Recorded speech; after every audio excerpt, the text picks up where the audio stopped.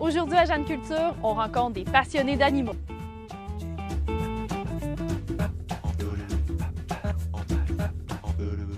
Ce n'est pas d'hier que les animaux font partie de la vie des humains, soit pour leur rendre service ou soit pour leur tenir compagnie. Bien avant que les Français n'arrivent sur le territoire, les Premières Nations ont des animaux à leur côté.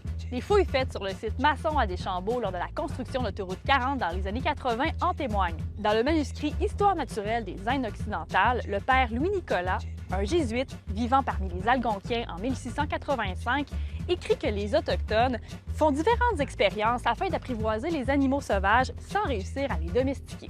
Des ratons laveurs, des loutres et des oursons suivent leurs maîtres sans toutefois les aider. Par contre, les chiens sont indispensables. Un chasseur en a 7 ou 8 pour traquer l'orignal, particulièrement lorsque la croûte de neige permet de supporter le chien tandis que la proie cale. En été, il force les cervidés à sortir du bois et à s'exposer aux chasseurs.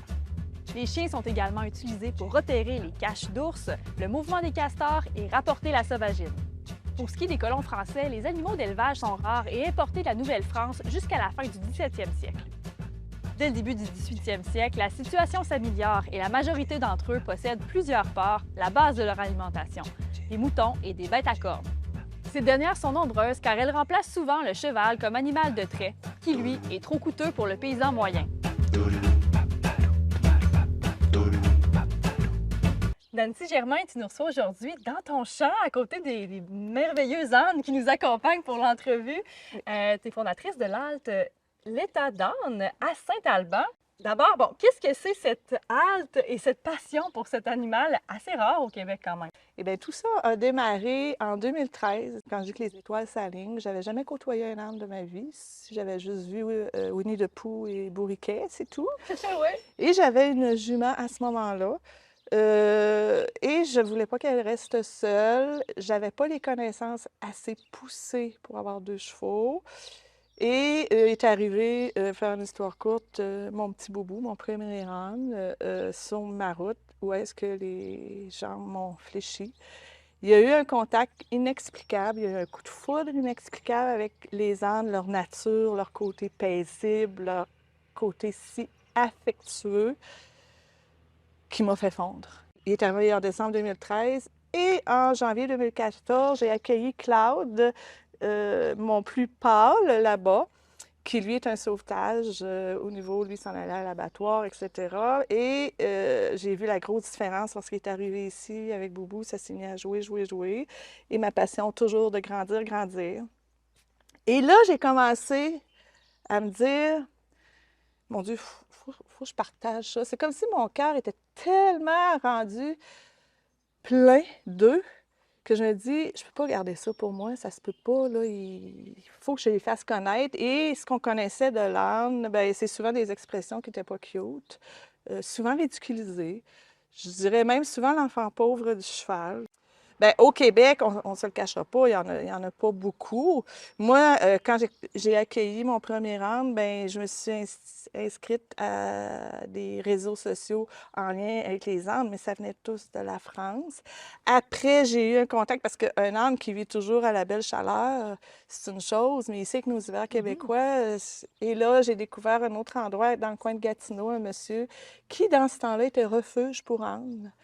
Alors, qui avait élaboré un document que j'ai acheté pour en savoir plus. Mais tu sais, c'est depuis 2013 et je continue tout le temps de lire parce que même au niveau du corps vétérinaire, eux aussi, c'est nouveau, là, c'est exotique, il n'y en a pas beaucoup. Puis on ne se le cachera pas, le petit peu qu'il y a, ben ça ne veut pas dire qu'ils sont soignés de façon systématique, au même suivi qu'on donnerait à un cheval, exemple, alors qu'ils en ont besoin aussi. Fait qu'ils ne sont pas toujours mis en contact, nos vétérinaires, de façon aussi régulière avec les ânes qu'ils le seraient avec les chevaux. Et en 2000, là, je me rapprochais de ma retraite aussi. Fait que là, je me disais... Ça te donne une belle fenêtre pour faire autre chose? Oui, parce que j'avais pas encore la halte, c'était plus pour moi, mais j'avais des choses que j'enseigne. Et moi, je proviens du CIUS, Réseau déficience intellectuelle, puis je me disais, En France, je voyais ce qu'ils faisaient avec les ânes, la zinothérapie, au même titre que l'équithérapie ici au Québec avec les chevaux, eux, ils le font avec les ânes. Tu sais, dans le cadre d'un plan d'intervention, ça pourrait être intéressant, mais bon, c'était des choses que je lançais à l'univers. En 2019, j'ai perdu mon premier âne, mon boubou, et là, je me suis dit, en son nom, pour lui, il faut qu'il y ait quelque chose qui s'inscrive. Je savais que ma retraite s'en est 2 ans plus tard. Et de là, j'ai commencé à songer à la halte.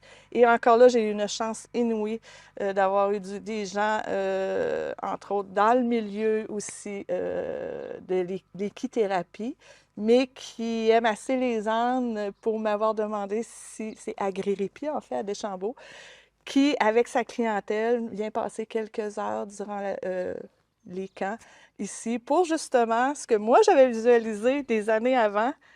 C'est arrivé comme ça. Fait que je me dis, avec eux, je suis encore plus en mesure de voir, là, visuellement, concrètement, vraiment que c'est pas juste moi qui ai une lubie à un moment donné qui m'a touchée, mais qu'effectivement, ils font du bien aux gens. Ça. Il y a des choses magiques qui se produisent. On dirait que l'humain parce que pour la COVID, tant mieux, j'ai gardé le volet bulle familiale.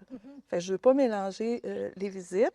Donc, souvent, c'est une famille ou vraiment des gens qui se connaissent. Et là, il se crée des liens, autant de la part d'un de mes garçons, que je les appelle, c'est tous des garçons, qui vont aller vers un en particulier, puis ça se fait naturellement. Tu sais, je dirais pas, ah ben, jaser un peu avec l'humain, et dire, OK, toi, tu as ce tempérament-là, tu dirais, non, c'est pas comme ça que ça se produit avec les arbres. C'est comme un match. Il y a quelque chose de naturel ouais. qui se fait. Exemple, la semaine dernière, ou il y a 2 semaines, Caléo, mon plus jeune, qui a 2 ans, qui des fois plus jeune, on pourrait dire, ouf, il va arriver comment? Écoute, le petit garçon, il était haut comme ça, un petit garçon à peu près de 9-10 ans, c'était de toute beauté. Toute beauté, tout s'est fait dans la douceur. C'est sûr que moi, j'avise les jeunes enfants de rester quand même calmes parce que c'est des animaux calmes.